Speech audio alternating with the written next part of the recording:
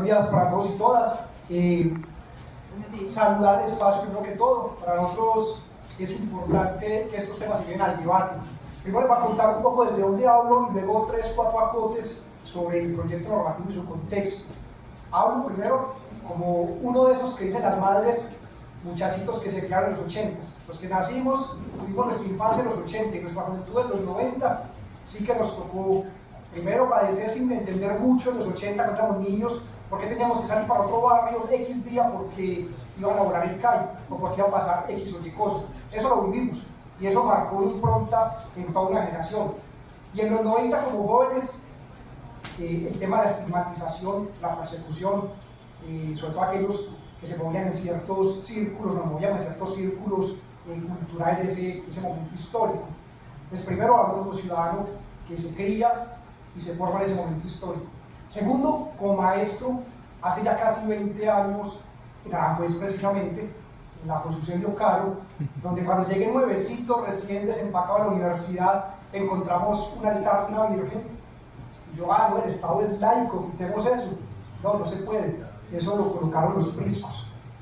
Listo, calladito Jesús porque era intocable. Y como un tercer aspecto es donde les hablo como directivo de la vida, un sindicato que precisamente ha sido ampliamente victimizado por un fenómeno en Colombia, la cultura antisindical, el paramilitarismo que está claramente ligado al narcotráfico y a esto que estamos viviendo, ¿cierto? Entonces, hablar de esos tres aspectos. ¿Qué quiero destacar? Primero, un doble foco que creo que es importante, aquí lo han mencionado, sobre la norma que se plantea en el texto del proyecto y lo que lo rodea. El doble foco quiero expresarlo en estos términos. El foco en lo profundo, que es aquello que está de fondo en la disputa cultural. Hoy, la cultura narco-maraca, como queramos llamarla, está sustentada todavía en unas estructuras de poder que existen, que están vivas, que se expresan en lo político y que se expresan hoy en los gobiernos regionales. Cuando escuché al secretario de Tucería de Antioquia, el que habló ahorita iniciando, parecía vocereando a los que no quieren ser, digamos, cuestionados por estos proyectos. Parecía vocereando, pues cuando decía, no, es que no hay que prohibir, hay que llegar a consensos. Usted está en la contraparte, ¿cierto? Entonces uno dice, sí hay todavía una injerencia en lo político de esas fuerzas que generaron esta cultura. Entonces, primer aspecto, el foco en la disputa cultural.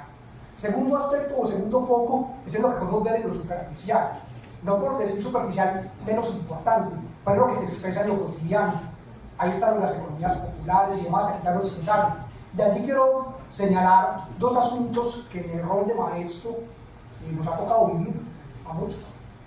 Y es, por un lado, el proceso de estigmatización sobre los jóvenes de esta ciudad, digamos que fue prevalente durante varios años, el señalamiento a quienes habitaban en Aranjuez, llamada en la literatura cuna de sicarios, porque están los libros y está todo, cómo fueron señalados, pero cómo con el tiempo la estigmatización pasó a la normalización, y de la normalización se pasó a lo que hoy estamos viviendo en muchos espacios, y es la apropiación de esa cultura, digámoslo, del narcotráfico, mafiosa, paramilitar. Yo la llamaba en algunos espacios hace unos años, incluso me trajo problemas, el paramilitarismo de barrio, cómo se apropiaron esas lógicas. Y eso ha sido muy complejo contrarrestarlo en la escuela. Enfrentarse uno como profe de social, yo soy profe de filosofía y de ciencia política, cuando al mismo tiempo los grandes medios tienen ese poder, es muy difícil, pero se hace el esfuerzo, se hace la tarea.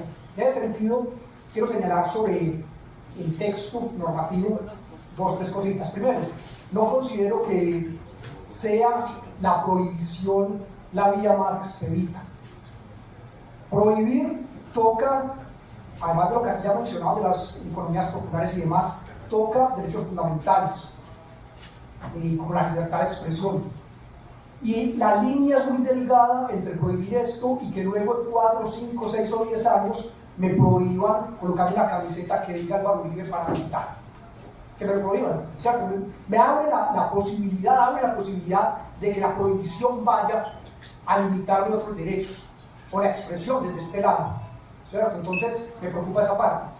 Segundo aspecto sobre el articulado. Encuentro, cuando hablas de la prohibición, un punto de las excepciones, se exceptúa la investigación, el uso de imágenes y demás para la investigación y para asuntos pedagógicos, muy importante, destaco eso, pero es muy limitado en el articulado este aspecto. No es simplemente, no, se puede usar para investigar y para lo pedagógico, que es importante, pero no se promueve. Yo sí creo que es importante que se vaya más allá y que si una norma va a surgir en esa perspectiva de contrarrestar la cultura mafiosa en Colombia, porque además los delincuentes no son solo los mafiosos, hay muchos otros delincuentes que también habría que mirar esa situación, tiene que promoverse no solo en términos de permitirlo, sino promoción activa de la investigación, de la pedagogía, de la construcción de memoria. La posibilidad para que esta ciudad, que este país, cambie la lógica está atravesada porque construyamos memoria para la no repetición. Y eso lo digo desde la experiencia de nuestras organizaciones sindicales, que durante casi 15 años han estado trabajando hasta que finalmente son reconocidas como víctimas.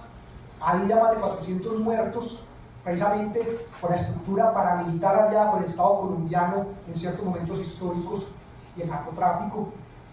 FECODE, más de 1.300 compañeros y compañeras asesinados, además los desplazados, otros víctimas de otros crímenes. Se desarrolló un proceso de memoria y eso nos ha permitido decir, estamos acá. Esto es lo que ha pasado, esto es lo que nos ha pasado, eso está en la Comisión de la Verdad.